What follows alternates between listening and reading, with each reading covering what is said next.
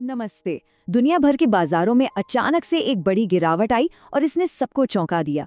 तो चलिए आज इसी को समझते हैं कि आखिर ये हुआ कि क्या। साल के आखिर में डाउ जोन्स अचानक से लुढ़क गया, करीब करीब 250 पॉइंट्स नीचे।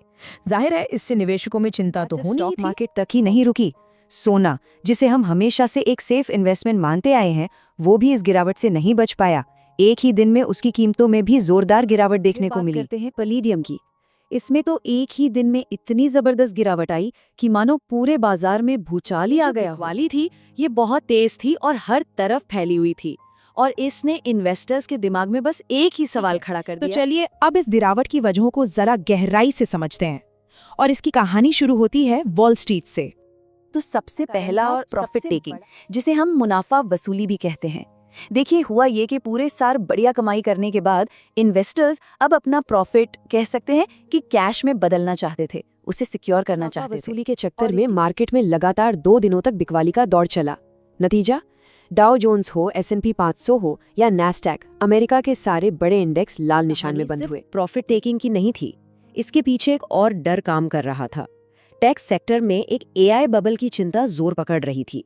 मतलब लोगों को ये डर सताने लगा था कि कहीं AI स्टॉक्स की कीमतें जरूरत से ज्यादा तो नहीं बढ़ गई हैं। सीधा असर पड़ा इस साल के सबसे बड़े स्टार परफॉर्मर्स पर।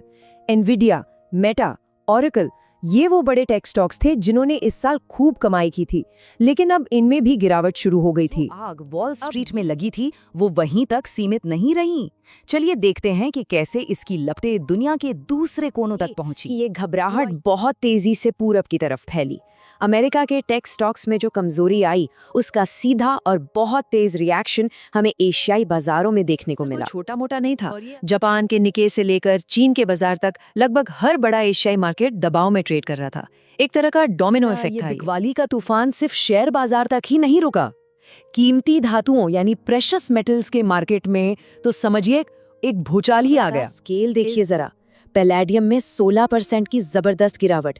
ये गोल्ड और सिल्वर की गिरावट से कहीं ज्यादा थी। समझना बहुत जरूरी है कि ये सिर्फ एक बुरा दिन नहीं था। नहीं, कई मेटल्स के लिए तो ये ऐतिहासिक गिरावट थी। ऐसी गिरावट जो सालों से नहीं देखी गई थी। कि मार्केट का रिएक्शन इतना तेज और इतना गंभीर क्यों था? इसकी वजह ये है कि ये सब कुछ एक ऐसे माहौल में हो रहा था जो पहले से ही ग्लोबल टेंशन्स और अनिश्चितता से भरा हुआ है। निवेशक एक साथ कई चीजों से जूझ रहे हैं। एक तरफ AI बबल का डर है, तो दूसरी तरफ जियोपॉलिटिकल टेंशन। और मजे की बात देखिए, जिन जियोपॉलिटिकल टेंशन्स की वजह से बाकी बाजार गिर रहे थे, उन्हीं में से कुछ ने तेल की कीमतों को सहारा दिया। तो कह सकते हैं कि तेल इस पूरी गिरावट में एक एक्सेप्शन बनकर उभरा। सारी कड़ियों को एक साथ जोड़कर देखते हैं तो साफ हो जाता है कि ये कोई एक वजह से नहीं हुआ, ये तो कई अलग अलग प्रेशर पॉइंट्स का एक साथ आने का नतीजा था। बिल्कुल एक परफेक्ट स्टॉर्म जैसा। बहुत ही अहम सवाल पर लाके छोड़ देता है। आज की दुनिया इतनी ज्यादा कनेक्टेड है और मार्केट इतना नर्वस है, तो ऐसे में अगला डोमिनो कौन सा होगा जो गिरेगा, ये देखना है। शेयर बाजार में निवेश बाजार के जोखिम के अधीन है। मैं कोई सेबी पंजीकृत रिसर्च एनालिस्ट नहीं हूँ। मेरी तरफ से मैं बेस्ट जानकारी प्रोवाइड करने का पूरा प्रयास करता हूँ, पर शेयर मार्केट में कोई भी ट्रेडिंग या निवेश का सिस्टम 100% परफेक्ट नहीं होता है। इस वीडियो में दिखाई गई जानकारी से आपको शेयर बाजार में 100% लाभ ही होगा, इसकी कोई गारंटी नहीं है। आपको इससे नुकसान भी उठाना पड़ सकता है। इस वीडियो में दिखाई गई जानकारी को सिर्फ एजुकेशनल पर्पज के लिए समझा जाए तथा इसमें बताई गई जानकारी का उपयोग स्वविवेक से करें। मैं इस वीडियो का निर्माता किसी भी नुकसान के लिए उत्तरदायी नहीं हूँ। Thank you.